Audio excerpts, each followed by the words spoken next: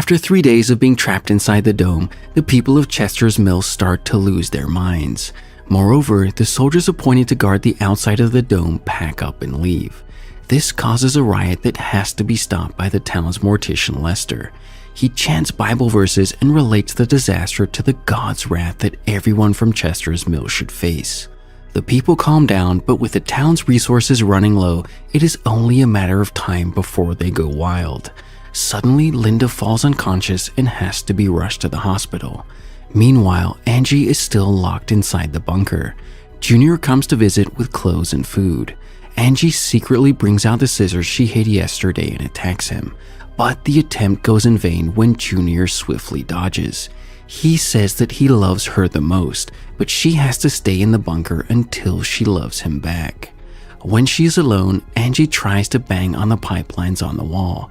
It causes a pipeline to break, filling the bunker with water. She falls off the bed in the process and passes out. Julia is still investigating her husband Peter's disappearance.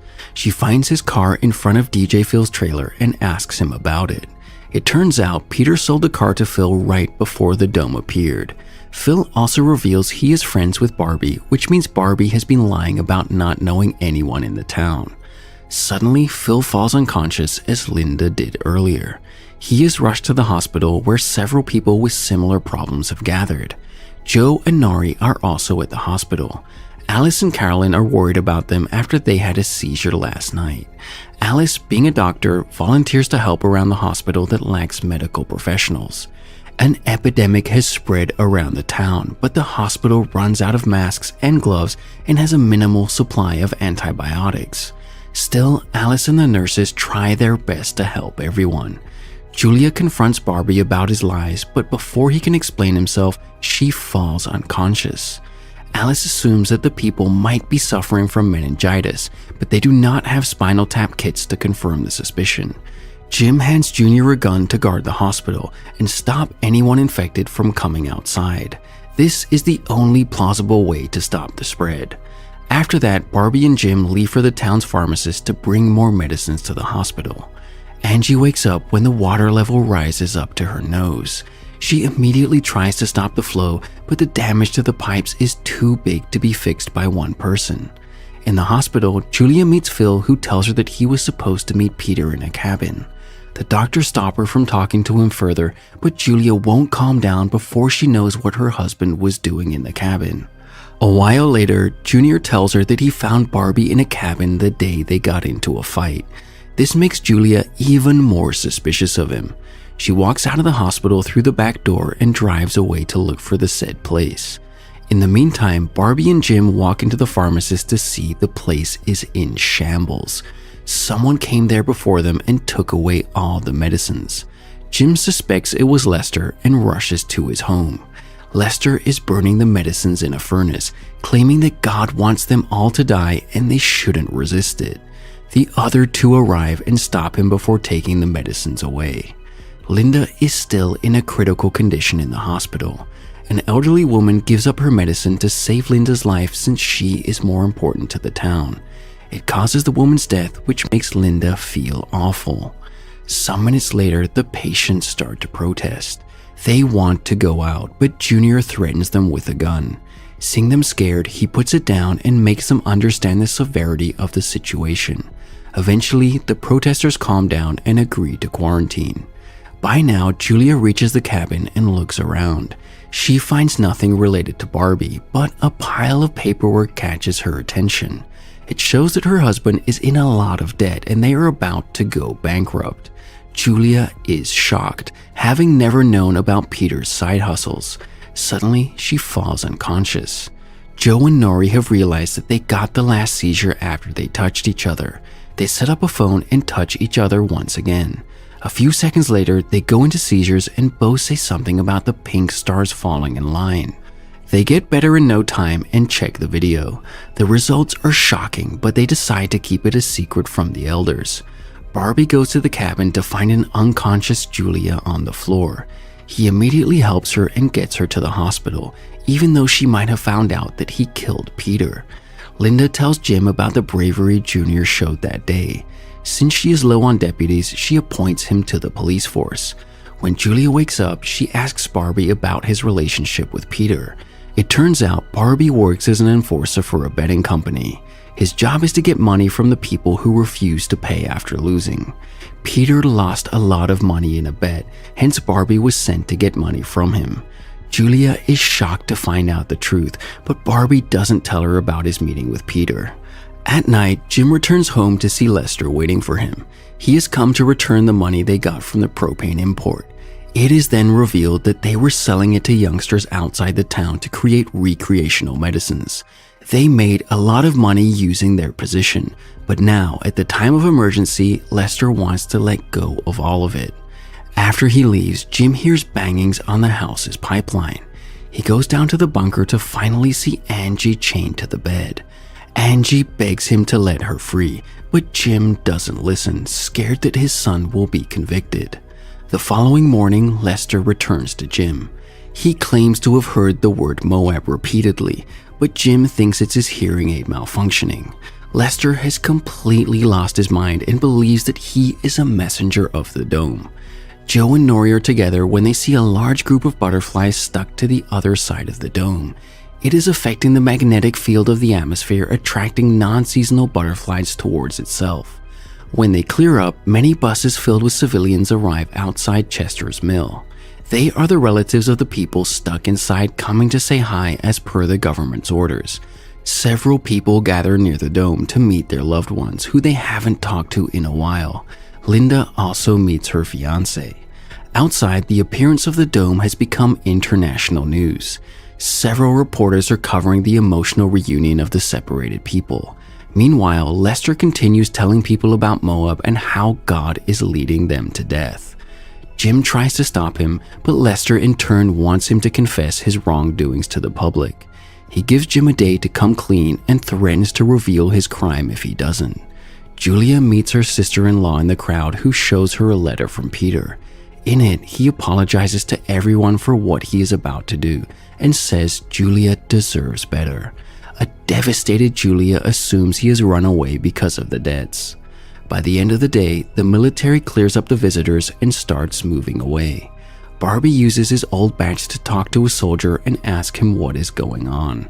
Even the guy doesn't know what the government plans to do, but they have been ordered to clear up the area as soon as possible and never think of returning. The news shocks Barbie, and he tries thinking of a plausible explanation for the order. Then he remembers Lester talking about Moab and figures out it means mother of all bombs. The military plans to bomb Chester's mill to get rid of the dome. It is probably because the dome is altering the magnetic field and harming the life of the organisms outside. Today's visit of the civilians was also the last gift to the people of Chester's mill before their death. He tells Julia, Linda, and Jim about this, and they all work to alert the people. Everyone is asked to gather at the underground tunnel, which is their only hope for survival. Knowing that they are about to die anyway, Jim lets go of Angie. She runs to her house but cannot find her brother Joe. In one of the rooms, Junior is waiting for her with a gun. He tells her about the bomb and apologizes for everything he has done to her. After finding out they are gonna die, Angie lovingly puts him on her lap and waits for the impact. In the tunnel, Alice and Carolyn panic because Nori is nowhere to be seen. Meanwhile, Nori and Joe are outside, still looking for Angie to alert her about the bomb. Joe is worried to death about his sister, who hasn't returned home since the night the dome appeared. At exactly 1:15, the missile is launched. Joe and Nori see it and lock lips for the last kiss before their deaths. But to their luck, the dome stops the missile and protects the entire town and its people. Jim runs to the border to see the areas outside of the dome have been completely destroyed, but the bomb didn't cause a single dent to it. He is joined by Lester, who still wants him to come clean to the public. Since no one is around, Jim takes the opportunity to stick Lester's hearing aid to the dome, which causes it to explode and kills him instantly. Soon, everyone comes to the borders to witness the damage caused by the bomb. Angie is still with Junior in her room. She assumes he is going to lock her again and attacks him before he makes the first move. He chases her outside, but eventually loses her. Somewhere else, a car crash causes the water tank to explode, which further wastes their supply of water.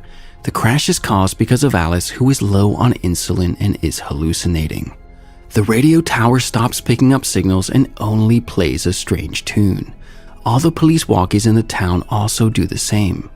Dodie constructs a special device and finds out a particular frequency is blocking all others, and the signal is coming from inside the dome. She and Julia set off to look for it. The town gets its water supply from a lake inside the dome, so the people are not worried about running out of it. However, Linda and Barbie discover that the lake is filled with methane because of a pipeline that the dome broke. The water is poisonous and they have no way to filter it. The town also gets a hint of this, and people start gathering outside the convenience store asking for water. The store owner doesn't accept money since it is of no use in the time of emergency. People are about to start a riot when Linda arrives and calms them down, but it is clear that they are about to lose their minds soon. Junior is looking for Angie when Linda finds him and calls him to the convenience store. She appoints him to manage the people and any conflicts that arise throughout the day. In the hospital, Alice is on the verge of death and desperately needs insulin to survive. Nori takes it upon herself to steal a dosage of insulin from other people in the town. Joe follows her behind and ends up in an empty house. As they try to break in, a man points his gun at them and reveals that he took his last shot yesterday. Then they break into the next house and find several batches of the medicine in the fridge. However, a kid stops them and reveals that he is the diabetic one who needs the medicine. Nori cannot get herself to steal the medicine from the little boy, but Joe takes a single dosage for Alice. Angie ends up in Rose's diner and tells Rose everything Junior did to her. As Rose tries to calm her down, two thugs enter the diner to rob it. When the girls retaliate, the guys strike Rose and kill her. Angie puts up a strong fight, but she is knocked out in the end. By now, people have started a riot outside the convenience store. Many of them steal food and water and fight in the streets. The police try their best to stop the commotion, but are outnumbered by the people. Angie and Joe are on their way back to the hospital when Julia and Dodie approach them. They register that the signal that is blocking the radio frequencies is somehow coming from the couple. Joe tells them about the seizures they have been getting, which also started when the dome appeared. It is clear that Joe and Angie have some kind of connection to the dome, but they are unsure what. Barbie enters the diner to see a guy stealing supplies. He holds him down before rescuing Angie. Outside, Linda brings out her gun to stop the riot, but before she shoots anyone, it starts to rain. The people stop fighting, relieved that they won't die of starvation anytime soon. Barbie hands an unconscious Angie to Jim, unaware of his intentions. Jim says he is taking her to the hospital but brings her to his home instead. In the meantime, Julia and the group are on the border. When Angie and Joe touch the dome together, the blockage of the frequency stops. This further proves their connection to the dome. When it gets dark, Julia and Barbie meet in front of her house. They hug, tired of everything that happened today. Julia has started to develop feelings for the person who killed her husband. Angie wakes up in Jim's house and asks him what she is doing there. Jim promises to let her go after she listens to what he has to say. He wants her to not tell anyone about her abduction, and in turn, he will do everything to protect her when the people go wild. A girl like Angie with her brother cannot survive on her own, so it is in her best interest to take the offer. But before she does so, Junia arrives home and the episode ends. Subscribe for more videos like this, turn on the notification, and leave a like to help the channel out. Thanks for watching.